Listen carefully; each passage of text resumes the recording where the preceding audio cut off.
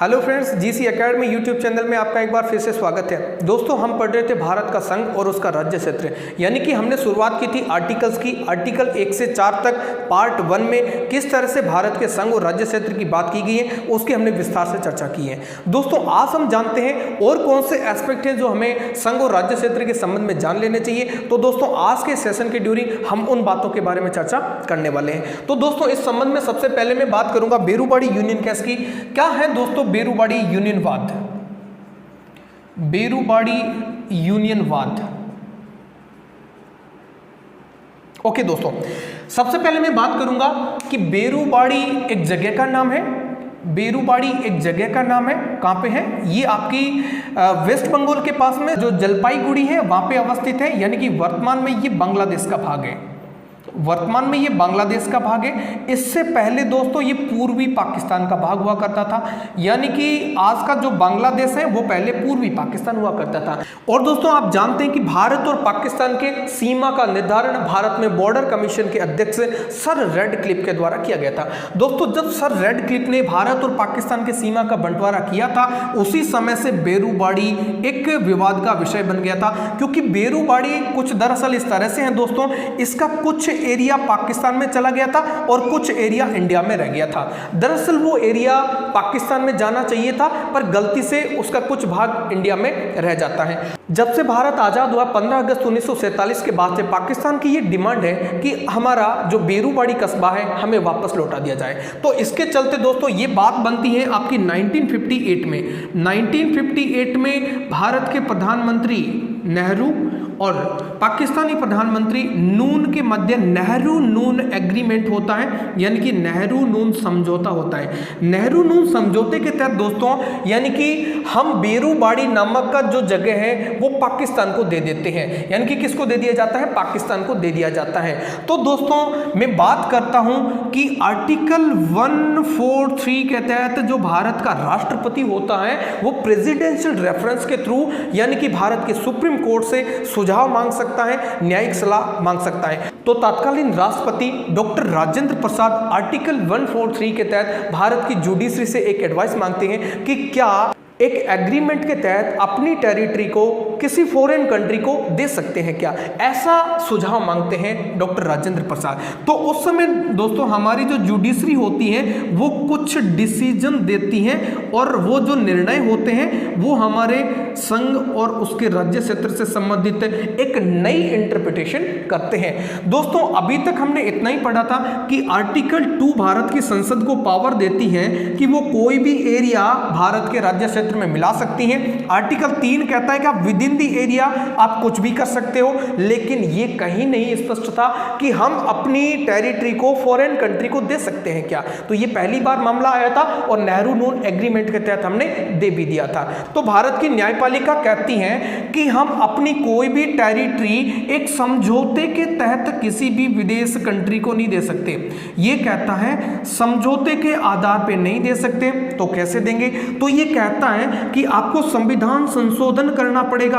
आपको संविधान संशोधन करना पड़ेगा। संविधान संशोधन के बावजूद ही आप किसी टेरिटरी को फॉरेन कंट्री को दे सकते हो। दैट्स व्हाई दोस्तों ये नेहरू नून एग्रीमेंट खारिज हो जाता है। और आपको पता होगा दोस्तों 9th कॉन्स्टिट्यूशनल अमेंडमेंट 1960 किया जाता है, जिसके तहत हम बेरूबाड़ी कस्बे को पाकिस्तान को सौंप देते हैं। ये तो मामला था दोस्तों हमारी बेरूबाड़ी यूनियन कैसे रिगार्डिंग। इसके बाद में भारत की जुडिशरी कहती है कि यदि आप सीमा विवाद का निस्तारण करते हैं तो आपको कॉन्स्टिट्यूशनल अमेंडमेंट करने की जरूरत नहीं है, बशर्त आप अपनी टेरिटरी का कोई भी पार्ट फॉरेन कंट्री को नहीं देने चाहिए। यानी कि जब भी फॉरेन कंट्री को कोई भी अपना पार्ट देते हैं तब कॉन्स्टिट्यूशनल अमेंडमेंट हमको करना ही करना पड़ेगा। इसी से संबंध में दोस्तों हम एक करंट इवेंट की बात करते हैं। हमारी भारत की संसद में 100th कॉन्स्टिट्यूशनल अमेंडमेंट 2015 किया गया था, यानी कि 2015 में 100वां संविधान संशोधन किया गया था, जिसके तहत हमने भारत तथा बांग्लादेश के सीमा विवाद निस्तारण का हल किया था तथा कुछ एनक्लेव एक्सचेंज किए थे, यानी कि कुछ इंडिया से बांग्लादेश में गए थे तथा कुछ बांग्लादेश से इंडिया में लिए थे। यानी कि भारत बांग्लादेश एनक्लेव एक्सचेंज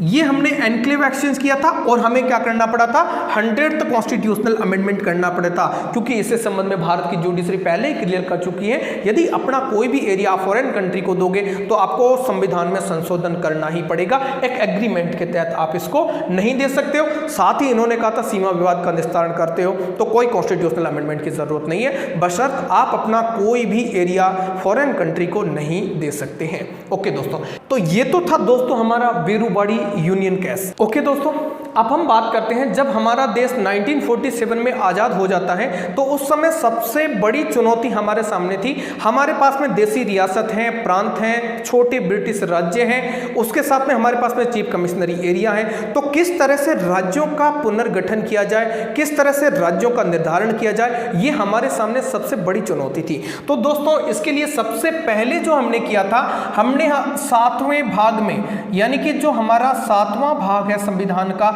उसके तहत हमने किस तरह का फॉर्मेट अपनाया था और उसके बाद में हमने इससे संबंधित क्या परिवर्तन किए उसकी बात करते हैं। दोस्तों 7वें भाग में कहते हैं कि A, B, C और D श्रेणी के राज्य होंगे। क्या होंगे दोस्तों?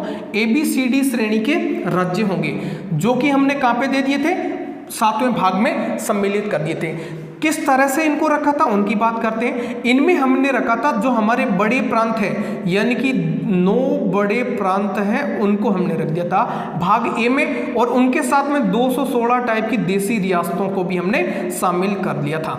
इसके बाद में दोस्तों जो आपका बी पार्ट है, इसमें छोटे ब्रिटिश राज्य, यानी कि जो छोटे राज्य प्लस 275 टाइप की देसी रियासतों को हमने इसमें डाल दिया था, और उसके बाद में कुछ एक देसी रियासतों को हमने, और जो चीफ कमिश्नरी एरिया टाइप के जो हुआ करते थे उसको हमने सी में डाल दिया था। और दोस्तों डी में हमने डाला था अंडमान और निकोबार द्वीप समूह, अंडमान निकोबार द्वीप समूह। और हमने कहा था यदि कोई भी टेरिटरी को हम ऑक्यूपाइड कर लेंगे, जीत लेंगे, अर्जित प्रदेश जो भी होगा उसको हम कहां पे डाल देंगे, ये हमने डाल देंगे डी में। इस तरह का फॉर्मेट हमने अपनाया था जब भारत आजाद हो गया था, और हमने सारे चीजों को इस तरह से समाहित कर दिया था भाग 7 के तहत। दोस्तों ये जो भी हमने प्रोविजन किया था वो हमने टेम्परेरी प्रोविजन किया था, हमें स्थायी सॉल्यूशन चाहिए था कि किस तरह से इनका पुनर्गठन किया जाए। इससे संबंध में दोस्तों मैं बात करता हूं 1947 की, यानी कि नवंबर 1947 में डॉक्टर राजेंद्र प्रसाद ने भाषाई प्रांत आयोग का गठन किया गया। भाषाई प्रांत आयोग का गठन किया गया। दोस्तों ध्यान दें, इनकी जो अध्यक्षता दी थी वो दी थी न्यायमूर्ति एस.के. धर को, न्यायमूर्ति एस.के. धर को इसकी अध्यक्षता दी थी। और तो दोस्तों ये धर आयोग के नाम से फेमस हुआ था इतिहास में, यानी कि धर कमीशन के नाम से ये इतिहास में जाना गया था। इसके सामने 2 ऑप्शन रखे गए थे कि हमारे जो राज्यों का पुनर्गठन किस बेस पे किया जाना चाहिए, भाषा के आधार पे किया जाना चाहिए, या फिर हमारा प्रशासनिक दृष्टि से किया जाए, या फिर हमारा प्रशासनिक दृष्टिकोण से किया जाए, या फिर हमारा प्रशासनिक सुविधा अनुसार किया जाना चाहिए। ओके दोस्तों, तो जो धर आयोग की जो रिपोर्ट आती है, धर आयोग ने कहा कि भाषा के आधार पर राज्यों का पुनर्गठन संभव नहीं है तथा प्रशासनिक सुविधा अनुसार हमें अपने राज्यों का पुनर्गठन किया जाना चाहिए। जैसे दोस्तों धर आयोग की रिपोर्ट में यह कहा जाता है कि भाषा के आधार पर राज्यों का पुनर्गठन संभव नहीं है, तो देश में सभी चाहते थे कि भाषा के आधार पर राज्यों का पुनर्गठन होना चाहिए। तो इससे संबंधित जो लोगों का आंदोलन था वो और तेज हो जाता है तथा वो अपनी डिमांड करते हैं कि भाषा के आधार पर राज्यों का गठन किया जाना चाहिए। इसी मद्देनजर दोस्तों जेवीपी कमेटी बिठाई जाती है, ये कांग्रेस के द्वारा बिठाई जाती है दोस्तों। जेवीपी कमेटी जेवीपी समिति के नाम से फेमस हुई थी। देखो इसमें थे जवाहरलाल नेहरू, वल्लभ भाई पटेल, पट्टाभी सीतारमैया, ये तीनों लोग जेवीपी कमेटी के नाम से जाने गए थे। दोस्तों जेवीपी कमेटी को बिठाया जाता है दिसंबर 1948 में तथा ये अपनी रिपोर्ट सौंपते हैं अप्रैल 1949 को। अपनी रिपोर्ट में क्या चीज बताते हैं, ये भी वही बात को दोहराते हैं जो आपके धर आयोग ने दोहराई थी। क्या बताते हैं कि भाषा के आधार पर राज्यों का पुनर्गठन संभव नहीं है तथा प्रशासनिक सुविधा अनुसार हमें राज्यों का पुनर्गठन करना चाहिए। दोस्तों ये जैसे ही बोलते हैं तो उसके बाद में आंदोलन और तीव्र हो जाता है। ओके दोस्तों, अब मैं बात करता हूं उस हिस्टोरिक इवेंट की, यानी कि 15 दिसंबर 1952 की। 56 दिन के आमरण अनशन के बाद में पोटी श्री रामल्लू तेलुगु भाषियों के लिए एक अलग राज्य की मांग करते हुए देहांत हो जाता है। दोस्तों इनका कहना था कि जो मद्रास राज्य है उसमें तमिल भाषी और तेलुगु भाषी दो भाषी इसमें लोग रहते हैं, तो इनकी डिमांड थी कि तेलुगु भाषियों के लिए एक अलग राज्य का गठन किया जाना चाहिए। और इसी दौरान इनकी 56 दिन के बाद में मृत्यु हो जाती है। तो दोस्तों जैसे ही पोटी श्री रामल्लू की मृत्यु हो जाती है, सरकार को विवश होना पड़ा तेलुगु भाषियों के लिए एक अलग आंध्र प्रदेश का गठन करने के लिए, और भाषा के आधार पे पहला बनने वाला राज्य आंध्र प्रदेश बन गया, जो कि मद्रास से अलग होके बना था। मद्रास में अब तमिल भाषी रह गए थे तथा तेलुगु भाषियों के लिए आंध्र प्रदेश 1 अक्टूबर 1953 को आंध्र प्रदेश भाषा के आधार पर बनने वाला पहला राज्य अस्तित्व में आया। दोस्तों जैसे ही इसकी बात को स्वीकार कर लिया जाता है तो पूरे देश में फिर से वो आंदोलन तेज हो जाता है, जिसमें आपके गुजराती हैं, मराठी हैं, कन्नड़ हैं, मलयाली हैं, हिंदी हैं और पंजाबी हैं, ये भी अपने भाषा के आधार पे अलग राज्य की मांग शुरुआत से करते आ रहे हैं। तो दोस्तों भाषा के आधार पे किस तरह से राज्यों का पुनर्गठन किया जाए, सरकार को फिर से विवश होना पड़ता है एक और कमीशन लाने के लिए, जो जाना जाता है फजल अली कमीशन के नाम से। अब मैं बात करता हूं दोस्तों फजल अली कमीशन, जिसके अध्यक्ष फजल अली थे। इनके बाद में दो और सदस्य इसमें हुआ करते थे, KM पणिकर, और अगला जो व्यक्ति था वो था HN कुंजरू, यानी कि हृदयनाथ कुंजरू। ये दोस्तों 3 इसमें मेंबर हुआ करते थे और ये फजल अली कमीशन के नाम से विख्यात हुआ था। दोस्तों इन्होंने कहा था कि भाषा के आधार पे राज्यों का पुनर्गठन संभव,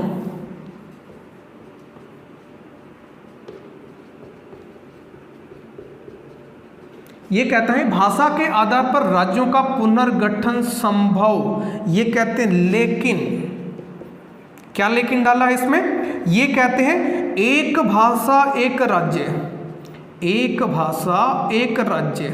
ये संभव नहीं है। भाषा के आधार को वरीयता दी जाएगी, लेकिन आप चाहेंगे कि प्रत्येक भाषा के लिए अलग अलग राज्य बन जाए या फिर एक भाषा एक राज्य बन जाए, ऐसा पॉसिबल नहीं होगा। दूसरी बात ये कहते हैं कि जब भी आप राज्य का गठन करोगे उसमें आप वित्तीय, सामरिक, सुरक्षा तथा प्रशासनिक दृष्टिकोण को मद्देनजर रखोगे, तथा प्रशासनिक दृष्टिकोण को वरीयता, यानी कि इनको आप वरीयता दोगे। ये नहीं है कि आपने भाषा के आधार पर राज्यों का गठन कर दिया और आपको सामरिक दृष्टि से नुकसान हो रहा है, वित्तीय दृष्टि से नुकसान हो रहा है, या फिर आप फाइनेंशियल दृष्टि से, या फिर आप एडमिनिस्ट्रेटिव दृष्टि से इसमें फेल्योर हो रहे हैं। तो आप इस बात का ध्यान रखेंगे कि वित्तीय, सामरिक, सुरक्षा तथा प्रशासनिक दृष्टिकोण को वरीयता दी जाएगी।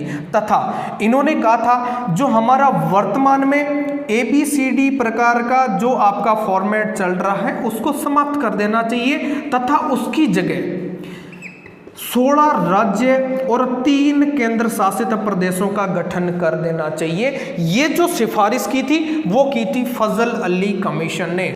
तो दोस्तों ध्यान दें, फजल अली कमीशन की सिफारिश के बाद में ही भारत में भाषा के आधार पर राज्यों का गठन संभव होता है तथा राज्य पुनर्गठन अधिनियम 1956 लाया जाता है तथा राज्य पुनर्गठन अधिनियम